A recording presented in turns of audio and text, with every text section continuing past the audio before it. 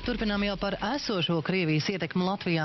Krievi nepadodas, balsosim par savējiem, 9. maijs saliedējis mūsu rindas. Vakardienas pasākums pie Lielā Tēvijas kara uzvaras pieminekļa lieku reizi pierādīja, arvien skaļāk krieviski runājošo vidū kļūst tieši lielkrievu šovinistu balss. Ne tikai 9. maijā, bet arī ikdienā arvien biežāk redzam pie automašīnām piestiprinātus Krievijas karodziņus. Taču tā nav tikai pašu vietējo Krievu iniciatīvu. To sekmē Krievijas valsts un palīdz vietējās partijas.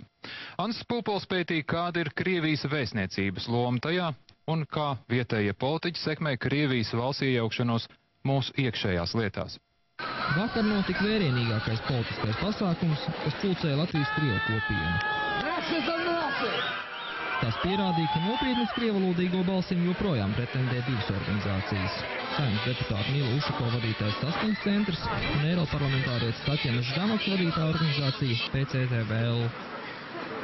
Abas līdzinējos gadus sadzīvojušas gan draudzīgi, un parasti 9. maija svinību rīkošana tika uzticēta PCTVL. Taču pērn jūnijā Saskaņas centrs pirmais iesniedz pieteikumu pasākumu rīkošanai. Rīgas doma nolēma rīkošanu uzticēt tam. Tika izveidota sabiedriskā organizācija 9. maijs, tās galvulī Saskaņas centra politiķis Mils Ušakovs. Ar ko šoreiz tie 9. maija svētki atšķirās no citiem gadiem, un kā varbūt viņi organizēt, jūs varētu pastāstīt? Visa uzmanība bija pievērsta, var izmantot šo vārdu pozitīvismam. Ļoti svarīgi bija uztaisīt to par pozitīvu lietu. Mēs varam paredzēt speciāli ir uzlikta tieši Latvijas karoga. Nekādu citu, ja mēs gribam pasvītrot, tas ir svētki, kas notiek Latvijā, Latvijas teritorijā. Daudziem cilvēkiem tas ir svinējumais datums, un viņi to atzīmē.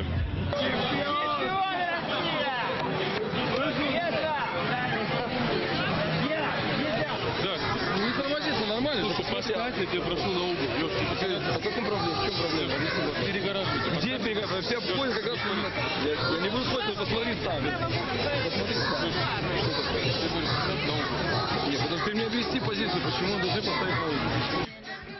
Nekā personīgi rīcībā esošās ziņas liecina, ka sarunā Rīgas domas sapulču gājienu un piketu pieteikumu izskatīšanas komisiju Saskaņas centra aktīvisti pieprasījuši, lai Rīgas doma neļauj citām Krievu organizācijām rīkot pasākumus 9. maijā. Vienkārši pēc ideoloģijas viņa gājiens, viņam nav nekas kopējā ar uzvaras dienu un ar tiem svētkiem. Tas vēl cilvēki apsveic veterānus, viņiem ir zināmā mērā kā Krievu marš. Labi vai slikti, lai par to lem citi, viņš nedarās kaut kopējā aina. Bija ļoti grūti panākt, lai Saskaņas centrs atļauj mums šeit nolikt savas telts. Bija ļoti grūti panākt to, ka mums atļauj uzstāties uz skatuves. Vajadzēja iesniegt iepriekš sagatavotu sarakstu. Un tad Ušakova kungs izvēlējās, kuru tad uz skatuves laist un kuru nelaist.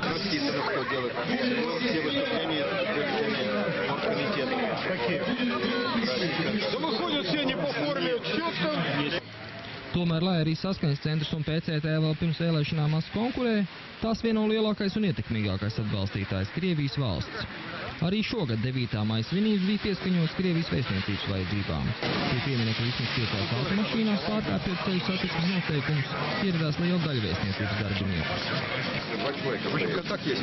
Да, то есть все будет синхронно, но если нельзя обрывать, конечно. Krievijas vēstniecības gājiena priekšgalā aktīvā dienestā esoši Krievijas armijas karavīri. Aiz viņiem vēstnieks Vešņukovs, viņu pavada vēstniecības darbinieki un kolēģi no NVS valsts pārstāvniecībām. Šai kolonnai pievienojas Tatjana Ždanoka un Saeimas deputāts Jakovs Plinners. Arī Saskaņas centra deputāts Sergejs Mirsks vēlējās tieši kopā ar Vešņukovu nolikt ziedus pie uzvaras pieminekļa.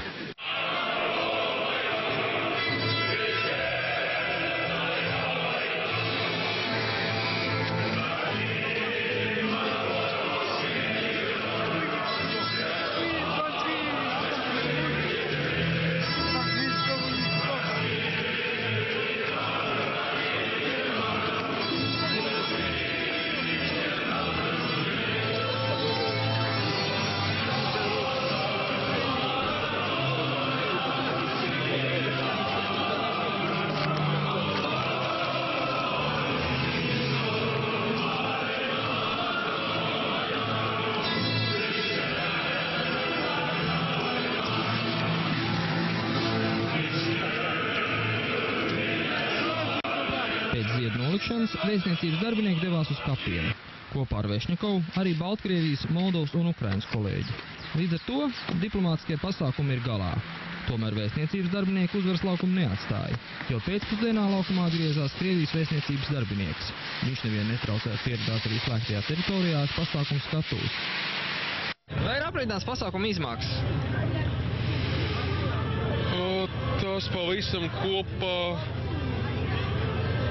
līdz 20 000 tavu sitienu, ko es varu pateikt. Kādi ir avoti galvenie? Visi bija vietēji uzņēmēji, kas ziedoja. Vai ir palīdzējis kaut kā Krievijas vēstniecība?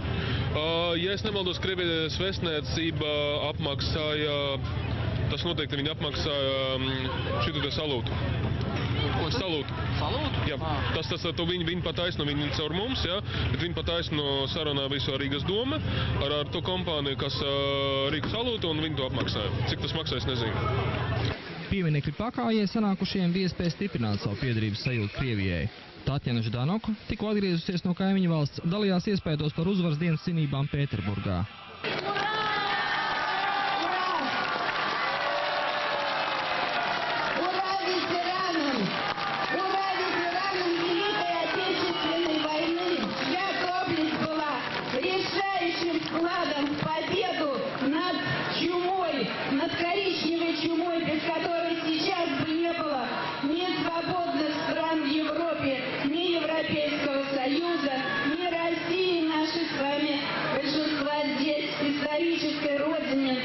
Нашего сердца мы болеем за Россию, и мы хотим, конечно, добра, процветания и равноправия всех здесь, на нашей земле, в нашей Латвии.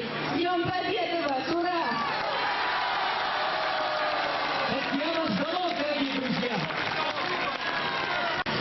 Krievijā nesen pabijis arī Saeimas deputāts, aizsardzības un iekšlietu komisijas loceklis Aleksandrs Mirskis, kurš pēc Gruzijas kara kā vienīgais no Saeimas Krievijas armijas pavadībā apmeklēja Dienvidosetīju, lai vēlāk presē stāstītu par Gruziju pastrādātiem zvērībām.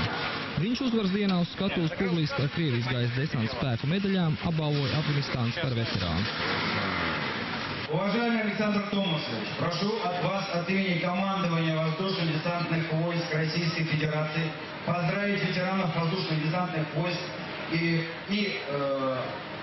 людей, которые проходили службу в Афганистане 76-й годовщины и вручить самым достойным из них медаль на память 75 лет воздушно-десантным войskām.